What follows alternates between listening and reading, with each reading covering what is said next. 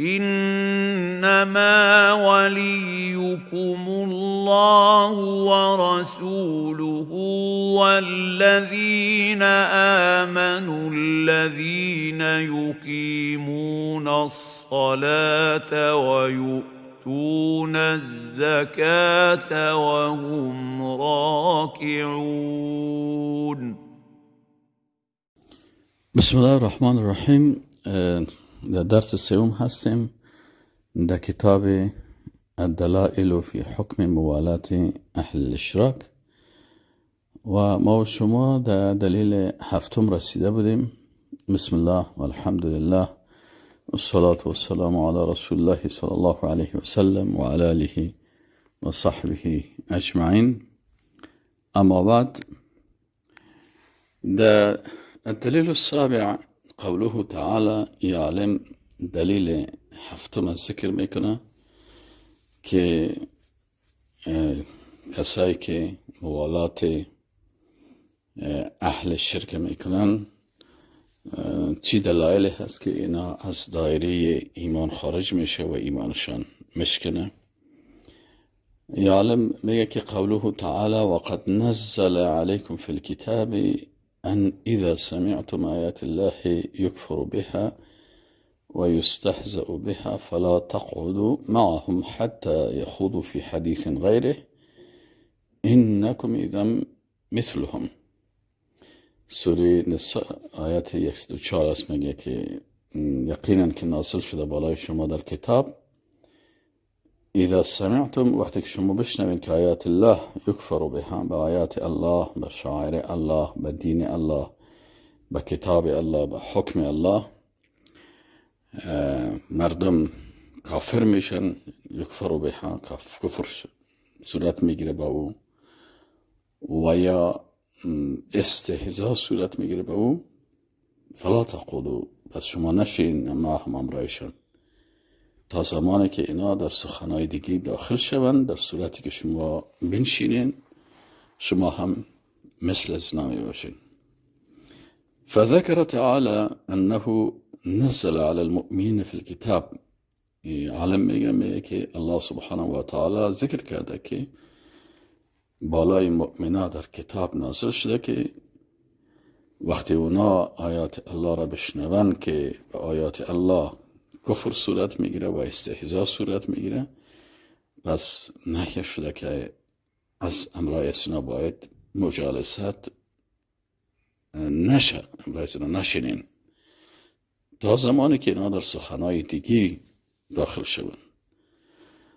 و ان من جلس مع الکافرین، و اگر کسی بشینه به امرای کسایی که کافر هستن و به آیات الله استهزاء میکنن، در حالت کفرشان و در حالت استهزاء با اینا در یک مجلس میشینن، فهو مثلهم، مثل از اینا در حکم میشه.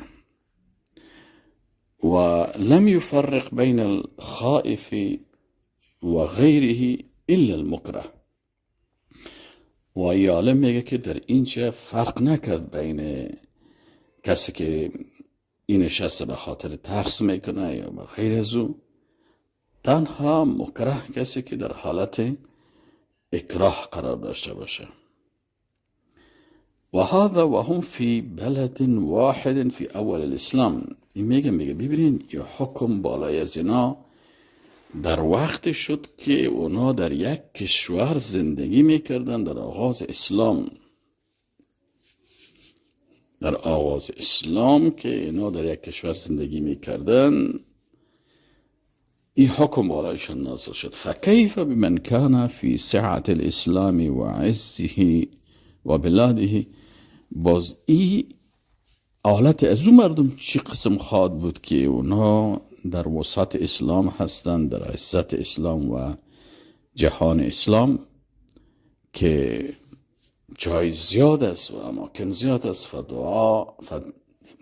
فدع الکافرین، بازداری وقت این فدع الکافرین طلب بکنه کافران را، یعنی کسایی که به آیات الله المستهزئین هستن، استهزاء و رشخندی و توهین میکنن به آیات الله، باز اینا را الی بلادهی به کشور خود دعوت میکنه. بسیاری کسانی که دعای اسلام میکنن باز خودشان کافرها را به کشور خود دعوت میکنن، کافرهایی را که به دین الله استهزا میکنن، دین الله را توهین میکنن، به شاعر الله توهین میکنن، باز اینا را دعوت میکنن به کشورشان. و اتخذهم اولیاء و اصحابا و جلسا، باز اینا را هم اولیای خود میگیرن و هم اصحاب خود، دوستای خود میگیرن و جلسای خود هم مجلس خود میگیرن. و سمع کفرهم و استهزاءهم، و همین شخصی که اینا را دعوت کرده به کشور خود باز کفر از اینا را هم میشنوه و استهزای از اینا را هم با آیات الله میشنوه و میبینه. و اقرهم، باز اینا را در این کارشان چی میکنن؟ تایید میکنن. و طرد اهل توحید و ابعدهم، و باز در مقابلش اهل توحید طرد میکنن، میرانن و اونا را به جاهای دور و دورشان میکنن. پس وقتی که اونا که در اول اسلام بودن و در یک کشور زندگی میکردن با کافرها، کلشان ملکشان یکی بود، الله برشان گفت که در صورتی که استهزا و توهین صورت میگیره و کفر صورت میگیره در مجلسشان نشینین. آلیا خودشان مجلس جور میکنن و تن خود برای کافرها جای جور میکنن که اونا باز بین در اینجا استهزا بکنن، توهین بکنن و تحقیر بکنن. فإنا لله و انا الیه راجعون. الدلیل الثامن، دلیل هشتم که عالم میگه یا ای آیت قرآن از قوله تعالی یا ایها الذین آمنوا، ای مؤمنان لا تتخذوا اليهود و النصارى اولیاء، یهود و نصارا را دوستایتان نگیرین، بعضهم اولیاء و بعض، بعضی از اونا دوستای یکدیگر هستن. و من یتولهم، و هر کسی که به دوستی و اونا را میگیره و تولا میکنن و از اونا دفاع میکنن، منکم، از شما. تولا به معنای چی میشه؟ به معنای دوستی و دفاع، که اونا را دوست خود میگیرن و از اونا دفاع میکنن، یا به زبان خود، 4 قسم میشه، یا به زبان میشه، یا به دست میشه، یا به فکر و اندیشه میشه، یا به مال میشه. در صورتی که و من یتولهم منکم، هر کس از شما که اونا را دوستی میکنن و دفاع از اونا میکنن از میان شما، فانه منهم، امی شخص یا امی اشخاص، منهم از جمله امی کافران هستن، باز اونا دیگه از جمله شما نیستن. ان الله لا یهدی القوم الظالمین، الله سبحانه و تعالی هدایت نمیکنه قوم ظالم را. شیخ سلیمان میگه فنهى سبحانه المؤمنین عن اتخاذ اليهود و النصارى اولیاء، میگه الله سبحانه و تعالی نهی کرده مؤمنان را از دوست گرفتن یهود و نصارا، و اخبر ان من تولاهم، و خبر داد که هر کسی با اونا تولا میکنه، دوستی میکنه، دفاع میکنه، من المؤمن، از مؤمنان، فهو منهم، پس اینا از جمله مؤمنان هستن، از جمله امی کافرها هستن. و هذا حکم من تولی الكفار من المجوس و عباد الاوثان فهو منهم. میگه این حکم کسی که دوستی و دفاع میکنه از کفار که اونا مجوس هستن و بت پرست هستن، پس از جمله از اونها میشن. فان جادل مجادل، اگر میگه مجادله کنه یک مجادله کننده، فی ان عبادت القواب و دعاء الاموات مع الله لیس بشرک، اگر اونا بگوید که عبادت گنبدها و طلب کمک و مدد از مردگان به امرای الله ای شرک نیست، و ان اهلها لیسوا بمشرکین، و اهل ای قبر پرستی و قبه پرستی و گنبد پرستی اینا مشرک نیستن. بان امره و اتضح عناده و کفر. باز اینجا میگه امر ازی معلوم میشه و عناد و کفر ازی آشکار میشه. ولم يفرق تعالى بین الخائف و غیره. و الله سبحانه و تعالی فرق نکرد بین کسی که این کار به خاطر ترس میکنه دیگران. بل اخبر الله تعالی، بلکه الله سبحانه و تعالی خبر داد ان الذين في قلوبهم مرض، که کسانی که در قلبهایشان مرض است، یفعلون ذلك، این کار میکنن. این کار کی میکنن؟ کسانی میکنن که در قلبهایشان مرض هست، خوفا من الدوائر، که اینا میترسن از دوائر که دایره به اینا بگرده. و هکذا حال هؤلاء المرتدین، همین قسم حال همین مرتدها هست که خافوا من الدوائر، میترسن که بالای سنا نوبت بیایم.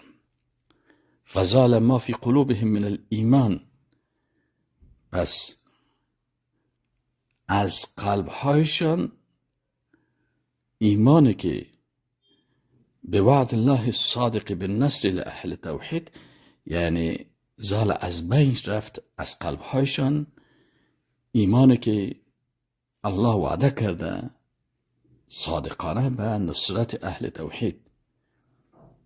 حال به ایمان ندارن که الله نصرت میکنه اهل توحید، از قلبشان ظاهر شده.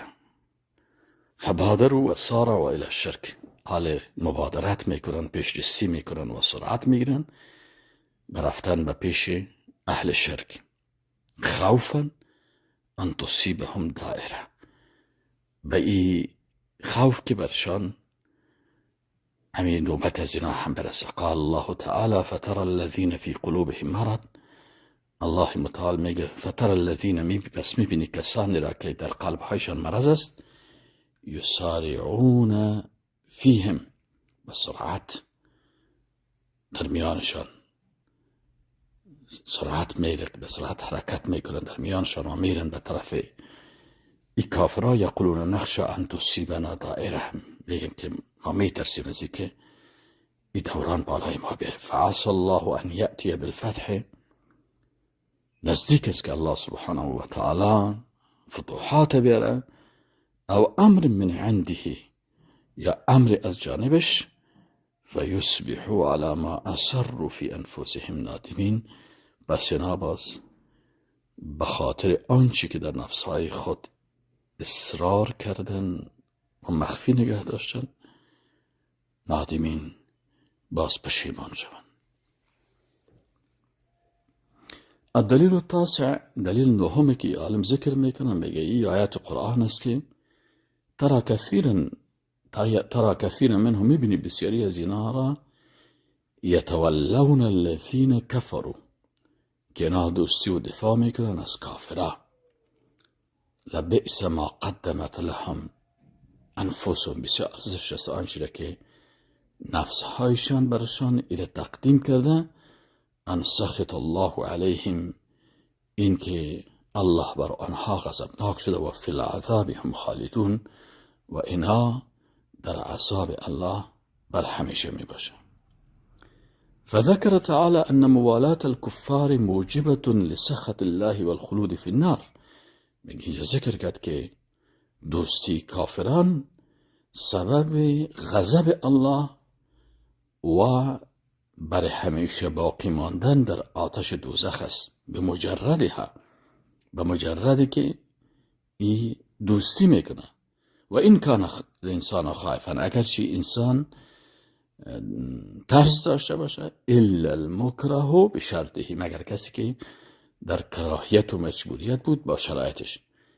فکیف اذا اجتمع ذلك مع الكفر الصریح، بازی چطور میشه که باز این دوستی به امرای کفر صریح یک جای شود، هم موالات کفار باشه و هم کفر صریح باشه. که کفر صریح چی است؟ و هو معادات التوحید و اهله، که دشمنی با توحید و اهل توحید است. والمعاونة على زوال دعوت الاخلاص، دعوت الله بالاخلاص، و کمک کردن برای از بین بردن دعوت الله با اخلاص و علی تثبیت دعوت غیره و ثابت ساختن دعوت که به طرف غیر الله دعوت میکنه. دلیل دومی که عالم ذکر میکنه این آیت قرآن است که میگه ولو کان یؤمنون بالله و النبی، اگر اینا به الله و به نبی کریم صلی الله علیه و سلم ایمان میداشتن و ما انزل الیه و به آنچه که بالایش نازل شده از وحی به ایمان میداشتن، متخذوهم اولیاء، اینا این کافرها را دوستهای خود نمی گرفتن. ولکن کثیرا منهم فاسقون، لکن بسیاری از اینا فاسق هستن. سوره مائده آیت 81. فذكر تعالى أن موالاة الكفار منافية للإيمان بالله والنبي وما أنزل إليه. میگه ذکر کرد که موالات و دوستی کافران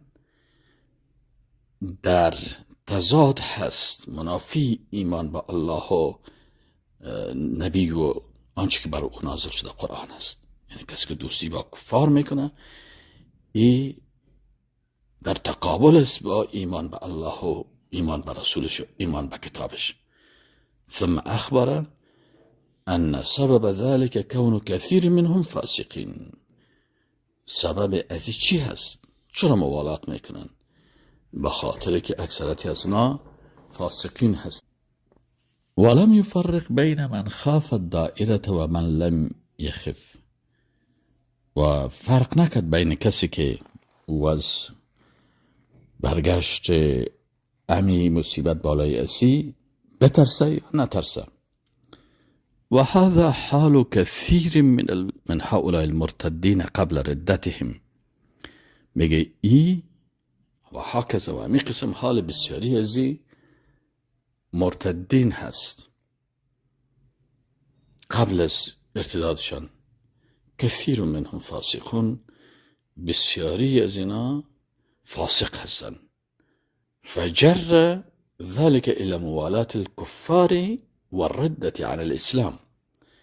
بس اینا را چی کرد؟ فجر ذلك الى موالات، پس با دوستی کافران و ارتداد اسلام اینا را کشان. یعنی قبل از اینکه اینا مرتد شوند اینا فاسق شده بودن، چون دشمنای اسلام اول از شهوات و شبهات استفاده میکنه و اکثریت در شهوت مال و در شهوت نفس و در شهوت جاه و قدرت مبتلا میسازه. اینا را دی فاسق میسازه.